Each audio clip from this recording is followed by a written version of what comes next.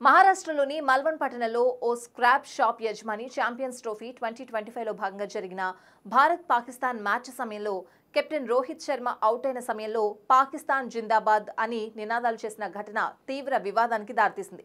ఈ ఘటన జరిగిన మరుసటి రోజే మల్వన్ మున్సిపల్ కౌన్సిల్ యంత్రాంగం తక్షణ చర్యగా ఆ నినాదం చేసిన వ్యక్తి స్క్రాప్ షాప్ను బుల్డోజర్తో కూల్చివేసింది.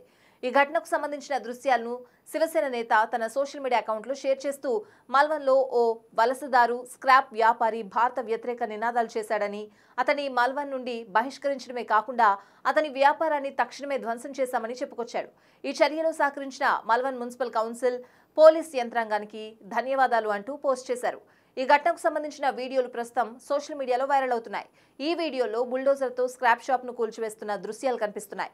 దీనికి ప్రతిఘటనగా స్థానికులు సోమవారం ఒక బైక్ ర్యాలీ నిర్వహించి తమ అసంతృప్తిని వ్యక్తం చేశారు. అయితే నివేదిక ప్రకారం ఆదివారం మ్యాచ్ సందర్భంగా మహారాష్ట్రలోని సింధుదుర్గ్ జిల్లా మల్వన్లో ఇద్దరు వ్యక్తులు పాకిస్తాన్ జిందాబాద్ నినాదాలు చేయడంతో వారిని స్థానికులు వెంటనే పట్టుకుని పోలీసులకు అప్పగించారు.